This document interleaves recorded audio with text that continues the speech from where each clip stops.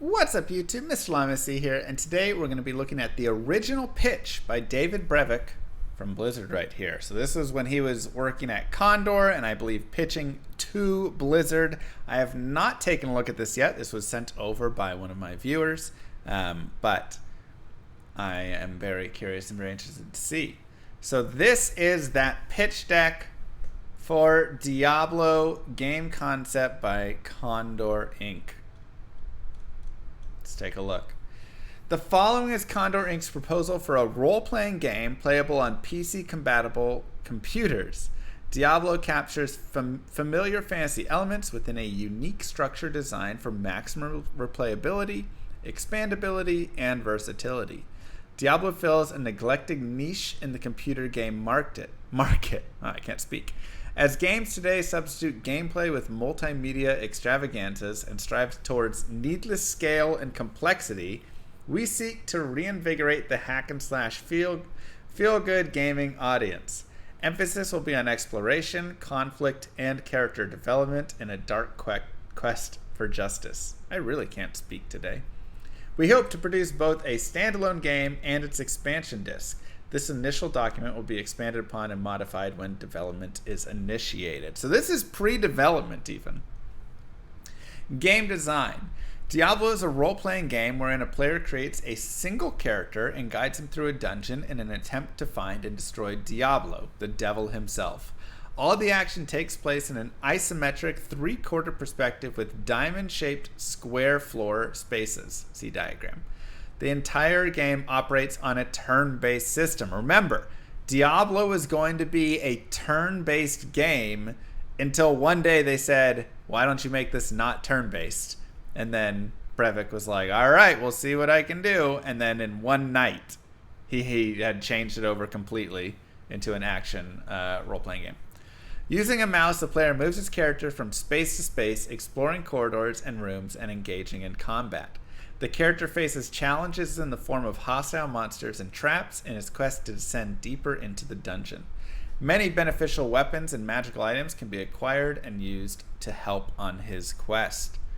A player will have the choice of many race and classes for his character. The player's character will develop as he defeats monsters and descends into deeper dungeon levels. A character will acquire new skills, improve fighting and magic abilities, and wield more powerful equipment. Forays into the dungeon will be broken up by trips to the town located above. In the town, a general store will provide standard equipment and repairs, and will also purchase extra equipment from the player. A temple will provide healing for injured and sick characters. Training and other facilities may also be available. Okay, interesting. So a temple was the initial spot that you might go to get healed. The heart of Diablo is the randomly created dungeon. A new dungeon level is generated each time a level is entered, using our dynamic random level generation system. Rooms, corridors, traps, treasures, monsters, and stairways will be randomly placed, providing a new game experience every time Diablo is played. In addition to random halls and rooms, larger set-piece areas, like a maze or a crypt complex, will be pre-designed and appear intact in the levels. This system facilitates the inclusion of puzzles and traps and helps the addition of thematic elements. Deeper levels will contain progressively more difficult creatures and hazards. A character's quest ends with the defeat of Diablo located deep in the dungeon. I mean, I'm already like digging this game. I'm not gonna lie. From just what they're saying. Expandability and replay value are key to Diablo's success. The randomly generated dungeon ensures new opportunities for exploration as well as unique encounters and adventures. No two games will ever be the same. New magic items, creatures, traps, as well as complete scenarios can be added to the base game after the initial purchase and incorporated directly into the DRLG engine. See discussion about expansion packs later in this document. This expandability further adds to continued replay value. Diablo will support two-player and multiplayer game sessions via modem or network. A special arena dungeon will be available for opponents to pit their characters against each other. In two-player mode, a user-defined time limit forces players to move quickly. If they do not specify a move, they lose their opportunity during that turn. Remember, this is a turn-based combat game. So you would have to, in time, a short window, click what you're going to do if you're attacking, spell, whatever it is. As soon as all players register an action, the game progresses regardless of time limit. The ability to play against friends will add to the appeal of the expansion pack, as players will seek the upper hand versus their friends. Plot and setting. Diablo is set in a fantastic medieval world where sword and sorcery wielding heroes battle the forces of darkness. The player's character has just had his life thrown upside down when sinister raiders kill his family and destroy his home. Left with nothing but a desire for vengeance, the character traces the raiders' steps to a crypt and an expansive labyrinth below. Gathering up his courage and initial weapons, he dives in with fury.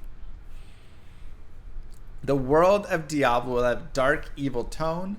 Initial levels will be set in an abandoned Gothic church, a marble mausoleum, and progressively darker, dingier crypts and catacombs follow. Deeper, natural cave formations lead to supernatural demonic halls, and finally to the opulent chambers of Diablo. Still pretty accurate for how it was. Creatures will be encountered, will also follow this sinister theme. The undead will predominate in the form of skeletons, zombies, ghosts, and the like. Deeper levels will be populated with lesser demons and chaos spawn. A sprinkling of natural creatures, such as spiders and snakes, will add variety.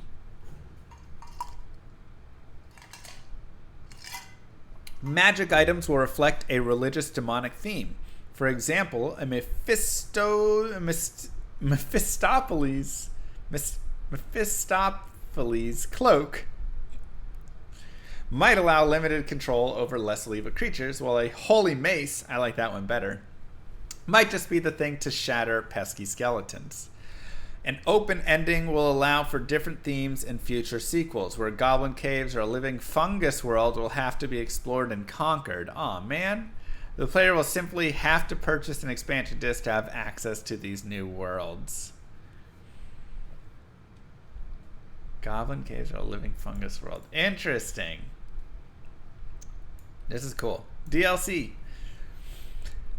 A walkthrough of an example game session follows. After starting up the game, the opening cinematic sequence segues into the main menu screen.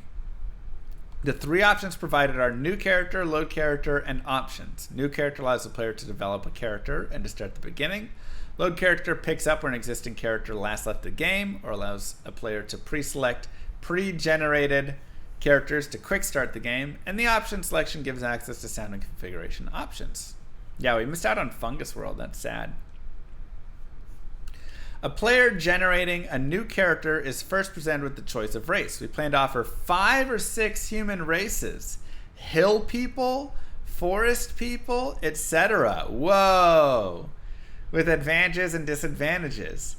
After race, the player will select his desired class, choosing either a fighter, thief, or magician, or possibly subclasses of these. Although all characters will be able to fight, to use most weapons, and cast some spells, different classes will provide special advantages. Fighters gain extra attacks, thieves move faster and with greater stealth, and magicians will have more spells and cast them more powerfully. After making these choices, the computer will provide basic statistics for the character in the categories of strength, magical aptitude, dexterity, and vitality.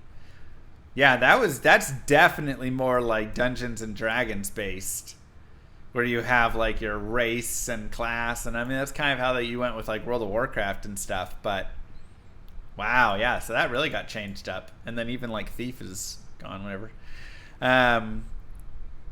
After making these choices, the computer will provide basic statistics for the character in the categories of strength, magical aptitude, dexterity, and vitality. The player will then be given some discretionary points to distribute as he sees fit. Very D&D again. Magician characters will pick from approximately 4 schools of magic. There will also be a general school, the spells of which are available to all characters. A character will be provided with some initial equipment and gold and placed in town where play begins. Wow. Okay. So you definitely see this got really changed up. If a player had instead chosen load character from the main menu and then picked up one of the pre-generated characters, all of the proceedings would be skipped and the quick start character would start in town already equipped. The town is presented in our isometric view with the main road, a town square, and a dozen or so buildings. The player will move his character around by placing the mouse-controlled cursor on the square he wishes to walk to and left-clicking. Left-clicking on a square will cause the character to move to a selected square by the shortest route possible. Left-clicking on an item or creature will cause the character to move next to it. And you still see this with how the characters walk. They still walk in Diablo 1 very tile-based like that. If already adjacent to an item or creature, left-click causes the character to interact in the appropriate way. Trade, attack, open, etc. Right-clicking will cast the readied spell in the indicated location. The character will scroll the map independently of the arrow keys. Moving about the town, the character can visit various shops to purchase further equipment, a temple for healing, and his home to rest and store extraneous items and gold. So wow, this was the initial layout. You have your temple dungeon here. I guess this is representing all the different levels down to Diablo. And this is the town. That's a very different town. Let me get a picture of Tristram.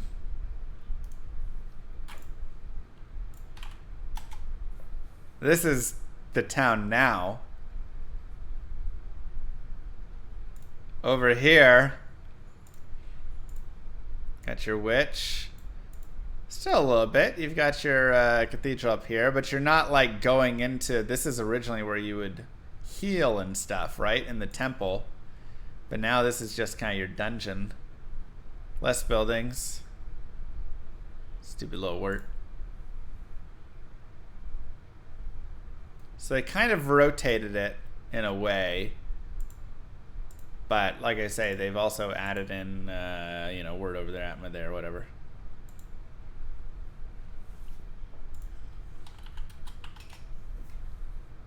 Or whatever her name is. What's the name of that chick? Whatever her name is. The witch. Adria, thank you. I knew it was an A. Okay. Yeah. The fun really begins when the player guides his character down the road. Also, they got rid of the stash. They actually had a stash here. And then they were like, never mind. The ground is just going to be your stash. That's pretty fun. It's pretty funny there. That was actually something. The fun really begins when the player guides his character down the road and enters the abandoned temple, the first level of the dungeon. At this point, the computer generates the layout of the first level. The players can see as much of the dungeon as is visible to the character, determined by lighting, line of sight, and magical factors. Areas not brightened by light sources fade into blackness. God, I wish more games had really good lighting with that. Too many games you see everything. Magical darkness can block the light sources. Infravision can detect heat sources within dark areas, providing red shapes of creatures in the distance. As the character moves around, new sections of the dungeon are revealed. If a player clicks on a distant square and a creature comes into view in the middle of the route, the character will stop to await new orders. The game runs on a turn-by-turn basis. The player moves and the opponent moves. Each character and monster may have a certain amount of action points, which would determine which actions are possible on a given turn. Interesting. For instance, a fighter character turns a corner to suddenly see a skeleton 8 squares away. The player left-clicks 2 squares ahead to close the distance. As the fighter moves forward 2 squares, the skeleton also moves forward 2 squares, and a new skeleton comes into view. Moving more carefully, the player clicks 1 square ahead. The first skeleton also moves 1 square, while the second one fires an arrow, hitting the fighter. Again, the player moves forward 1 square. The first skeleton moves onto the square directly in front of the fighter, and the second fires another arrow, missing. Now the fighter and first skeleton exchange blows with yet another arrow fired by the archer skeleton. Determining that the fighter can't keep sustaining the damage, the player clicks 6 spaces back and retreat. The first skeleton follows 1 space behind. The archer skeleton fires each turn until the fighter ducks back around the corner.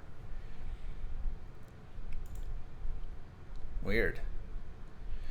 Assuming the fighter escapes, he will go on to explore the dungeon and finally reach the stairs to the next level, whereupon a new level will be generated. If one of those arrows ends up killing the fighter, the character will be erased completely from the hard drive, and the player must start from scratch.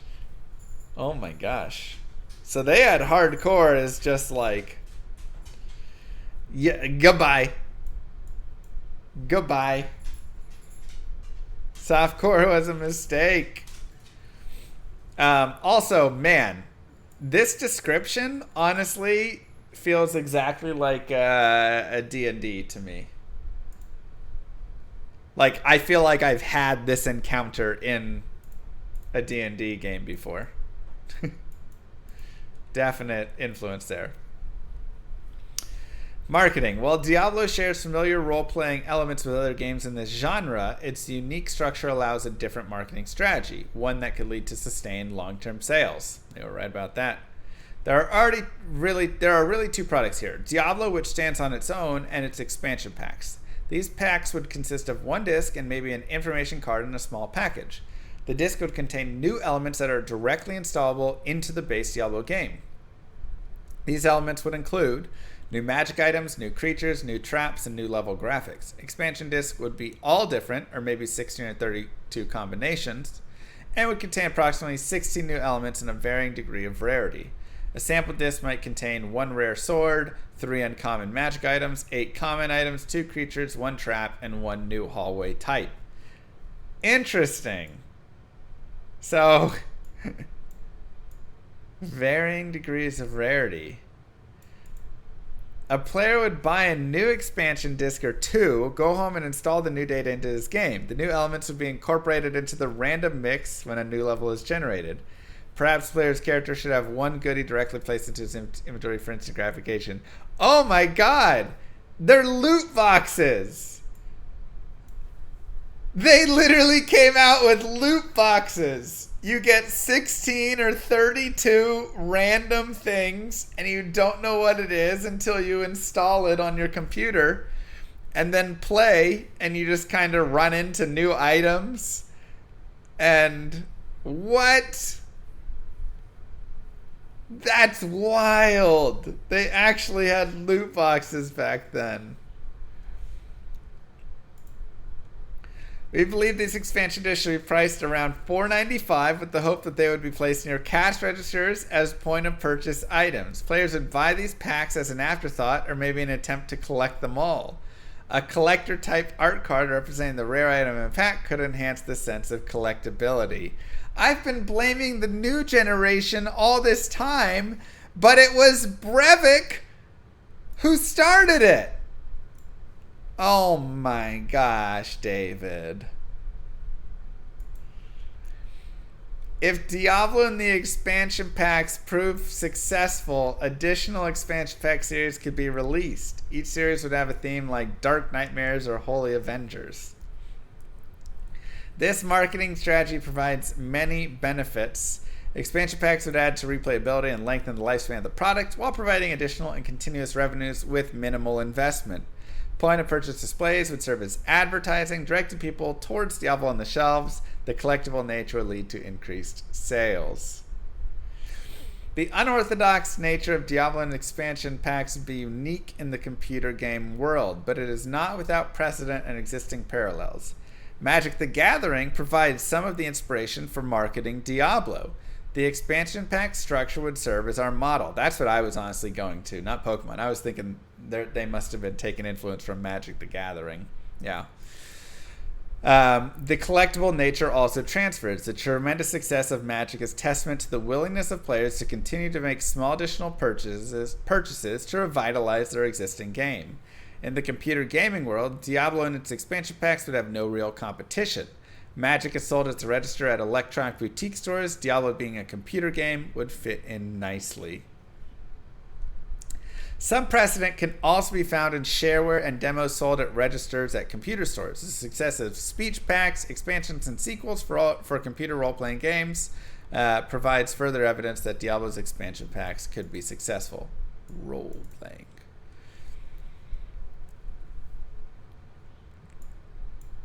All right, let's go here. Development. Condor plans to spend 1 year in the development of Diablo. Personnel will consist of 1 designer, 1 chief programmer, and 2 junior programmers, 2 art directors / artists, 1 illustrator sculptor, and 3 pixel artist illustrators, and 1 music sound effects person. Oh, they got the best there. Diablo will be art intensive. And it really is. It's a beautiful piece of art. We intend for the game to operate in Super VGA mode, 640 by 480 pixels. Ayo! The 3/4 perspective requires 8 directions of movement, 3 of which can sometimes be flipped. Each monster will have multiple graphic depths and require at least 50 frames of animation. Wow, 50 frames.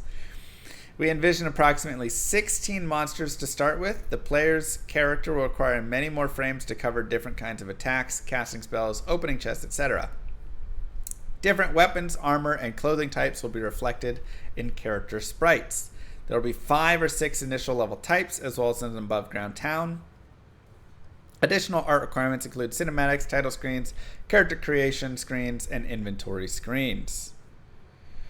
The programming department's initial task will be the development of a clean, intuitive interface. After this, an overall shell structure, the dynamic random level generator, and a sound driver will be implemented in time to allow at least 4 months of bug testing and, most importantly, play balance.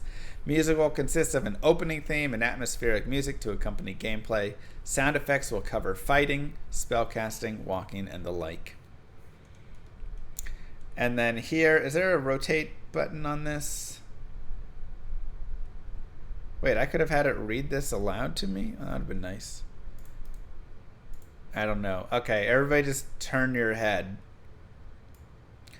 First month 1 and 2 are game design. 3 and 4 is programming and art. 5 is the town level and DRLG, as well as getting character, monster, and item art, then additional levels, cinematics, structure, and testing balance. And then music sound is from month 2 and on. And that's it, the original pitch for Diablo. What do you guys think, man? I mean, that's really cool. That's super interesting. 1, how much it actually did end up like it was. 2, how much influence you can really see from games like D&D. You know, that just straight up, it very much brought the turn-based into that. But then, how much they changed it from there. When they did change out of that turn-based, but you still kind of do have that feel. Definitely some shift in some of those things. Some features like the stash that just never got implemented until Diablo 2. All of those expansions that just never came. And a lot of that Brevik and them said was they just want to make Diablo 2. When Diablo came out, rather than continuing down the path of Diablo 1, they realized all the limitations that the game had, and rather than building everything with all those limitations and all of that, it was better to just go into 2. And I think that does make sense, because 1 does have a lot of kind of limitations in it, and I think making 2 was the right idea, you know? But yeah, we lost, like, there's no races in it. We don't get any of those expansions where you go and, like, buy a pack of 16 loot box floppy disk and then put it in your computer and see what sorts of items and stuff are in your game. What is cool, though, is you don't actually get the things.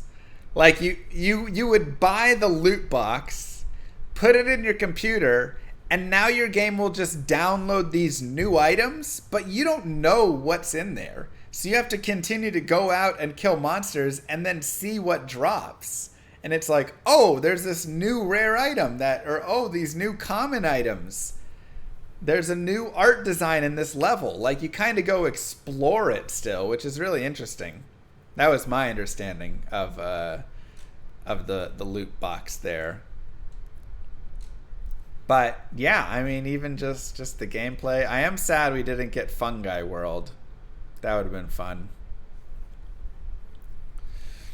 But yeah, it's crazy. That's crazy. So I don't know. That's really cool. That's my first time ever reading that, and I thought it was really well sold. I want to play this game, you know, in the form that he's selling it in. Not even in the form of how Diablo actually is, but this turn-based form and everything. I'm still like, I kind of want to play that. So I'd love to hear your guys' thoughts down below. Don't forget to like and subscribe, YouTube. Peace, everybody.